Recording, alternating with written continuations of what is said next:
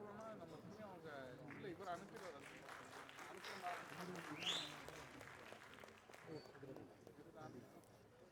So Imman sir நிச்சயமா சொல்லணும் ரொம்பவே ஒரு பியூட்டிஃபுல்லான ஆல்பம் எனக்காக கொடுத்துருக்கீங்க. இந்த ஆல்பம் பத்தி சில வார்த்தைகள் சொல்லணும்னா இவர் ஒன்றுக்குள்ள ஒரு 6 சைல்ட் சிங்கர்ஸை இன்ட்ரடியூஸ் பண்ணியிருக்காரு. அது ரொம்பவே ஒரு அழகான விஷயம். So can you all have a group picture please?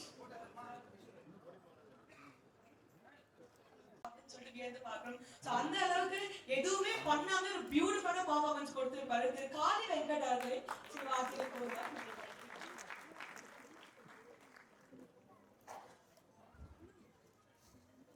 எல்லாருக்கும் வணக்கம்.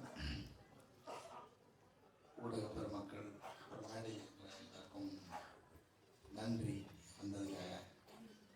ஒவ்வொருத்தரையும் பற்றி எனக்கு கனெக்ட் பண்ணி பேசுறதுக்கு ஒவ்வொரு பெரிய பெரிய கதை இருக்கு. நாங்கள் இருக்கிற எல்லாரோடையும் எனக்கு அப்படி ஒரு பரிச்சயம் இருக்கு.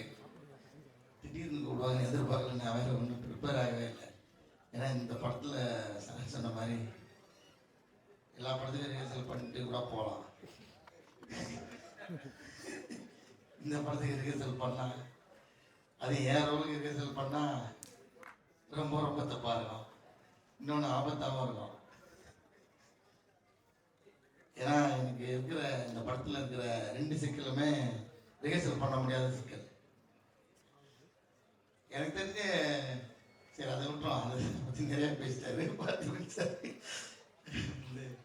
நான் இந்த படத்தில் கொஞ்சம் முதல்ல விஷால் வெங்கட் நன்றி சொல்லி, ஏன்னா ரொம்ப நெருக்கமானவங்க தான் நன்றி சொல்ல மறந்துடுவோம்.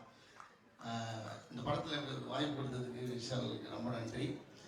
முதல்ல கதை சொல்லிட்டு வந்து ஒரு மாதிரி தயக்கத்தோட உட்காந்துட்டு இருந்தார். எனக்கு புரியல அந்த தயக்கம் ஏன்னு.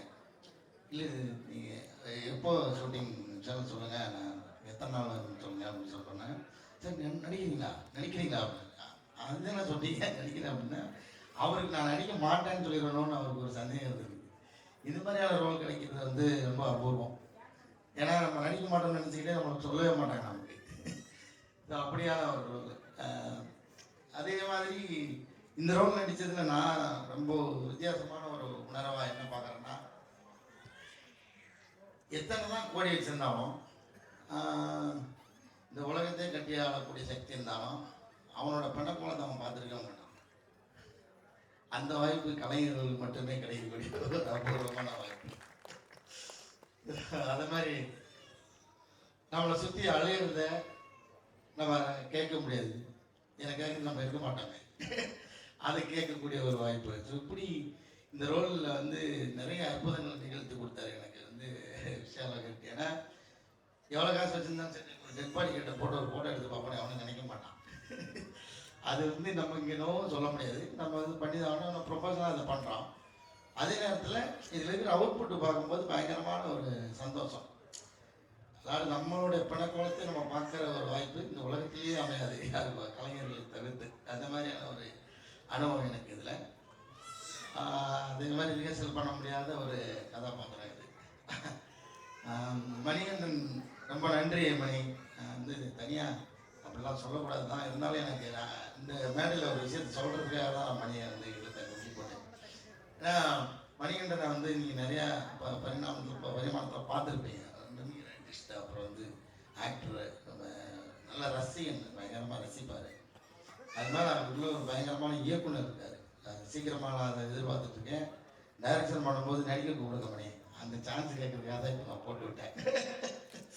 ஏன்னா நான் ஆரம்பத்தில் ஒரு படத்தில் ஒரு கோடைரக்டர் ரைட்டரு, அதில் நான் ஒரு சின்ன ரோல் நடித்தேன். ஒரு 2 சீனாக தான் வரும். அந்த 2 சீன் நடித்தது எனக்கு வீட்டில் ஒரு பேராகிராஃப் வந்து பாராட்டி எழுதியிருந்தாங்க. அதுக்கு முழு காரணமும் மணி தான். ஏன்னா மணி நடிகர்களுக்கு சொல்லிக் கொடுக்குற விதமே வந்து பயங்கரமாக இருக்கும். நீங்கள் வந்து அப்படியே ஊட்டி விடுவாப்ல அந்த மாதிரி. ரொம்ப நன்றி மணி, தேங்க்யூ ஸோ மச். சிபி ஐயா, ஸ்ரீ கணேஷ் எல்லாருக்குமே நன்றி வந்ததுக்கு. அப்புறம் இந்த படம் ஆல்ரெடி ஹிட் ஆயிடுச்சு. ஏன்னா சக்தி ஃபிலிம் ஃபேக்டரின்னு லோகோ போட்டதுலாம் படம் கார்கிக்கு அப்புறம் ஏதாவது தொடர்புபடுத்தி பேசுறதுக்கு எனக்கு நிறைய கதை இருக்குது எல்லாரோடையும். அதில் வந்து சக்தி என்ன இதுக்குள்ளே வந்தது வந்து ஒரு மிகப்பெரிய நம்பிக்கை கொடுத்துச்சு எனக்கு. ஒரு விஷால் வந்து ஃபஸ்ட்டு ஃபோன் பண்ணி சொன்னோன்னே ஓகே படம் ஹிட்டு அப்படின்ற ஒரு நம்பிக்கை வந்துச்சு. ரொம்ப ரொம்ப நன்றி அண்ணா, நீங்கள் கூட அசோசியேட் ஆனதுக்கு. அப்புறம் சிவாத்மிகா ஹீரோயின், அவங்கள பற்றி பேசினோம். அர்ஜுன் தாஸ் எங்களுக்கு வந்து இது நான் இது இங்கேயே போயிட்டு யூட்டன் பண்ணிட்டு வரேன்னா அதுக்கு ஒரு காரணம் இருக்கு. இது 2வது படம் அநீதி, கிட்டத்தட்ட இந்த மாதிரி தான் நினைக்கிறேன். அநீதிக்கு அப்புறம் எங்களுக்கு இந்த படம் சேர்ந்து பண்ணுறோம். ரொம்ப ரொம்ப மகிழ்ச்சியான ஒரு விஷயம். என்னன்னா இதில் ரொம்ப கஷ்டப்பட்டு நடிச்சதுன்னு பார்த்தா அர்ஜுன். ஏன்னா என்ன தூக்கி சுமந்தாருங்க படத்தில். சுமந்தாருன்னா ஒரு தடவை 2 தடவைலாம் இல்லை, அது பல தடவை, பல ஷாட்டுக்கு, பல டேக்குக்கு, லைட்டுக்காக, பேக்ரவுண்டுக்காக எத்தனையோ தடவை காலில் செருப்பு போடாமல் என்னை தூக்கி சுமந்து ஓட வேற சொல்லுவார் டைரக்டர்.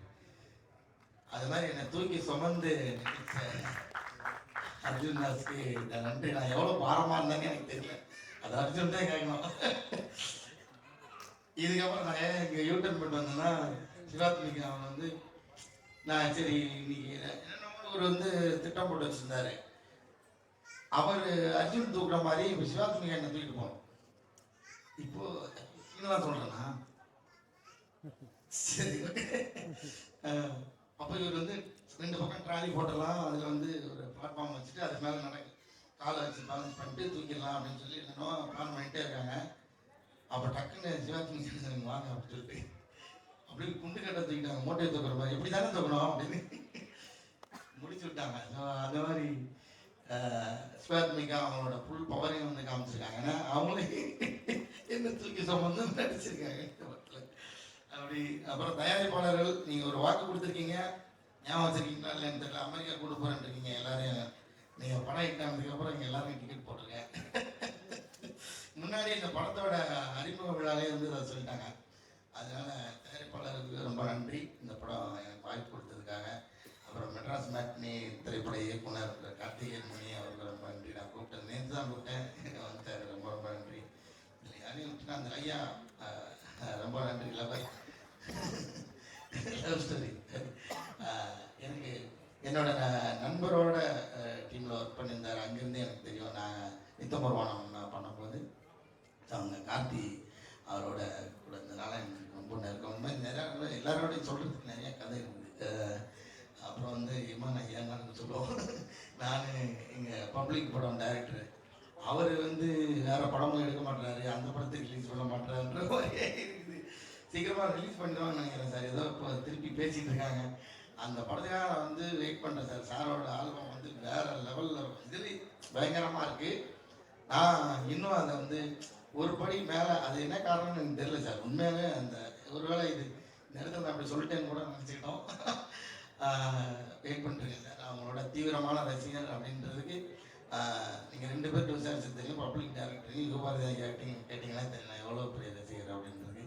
டிஎஸ்கே ரொம்ப நன்றி ஐயா, டிஓபி ஐயா, அரவணன் ஐயா. உங்களுக்கு நம்ம டிக்கெட்டில் நின்று பேசிக்கலாம், பிரச்சனை இல்லை. அந்த மாதிரி நான் நிறைய விட்டுட்டேன் தெரியல. எல்லாருக்கும் நன்றி, வந்திருந்த எல்லாருக்குமே ரொம்ப ரொம்ப நன்றி. பார்த்திபன் சாருக்கு ரொம்ப நன்றி. விஷால் மறுபடியும் உங்களுக்கு ரொம்ப ரொம்ப நன்றி விஷால். இந்த படம் நிச்சயம் வெற்றி பெறும். எல்லாருக்கும் நன்றி. Thank you so much. Thank you so much sir. நிறைய அழகான விஷயத்தை எங்களோட ஷேர் பண்ணியிருந்தீங்க. நாங்கள் முன்னாடியே சொன்ன மாதிரி இந்த மேலையை அழகுபடுத்துறதுக்காக நிறையவே திறமையான டைரக்டர்ஸ் நம்மளோட ஜாயின் பண்ணியிருக்காங்க. அந்த விதத்தில் மெட்ராஸ் மேட்னின்ற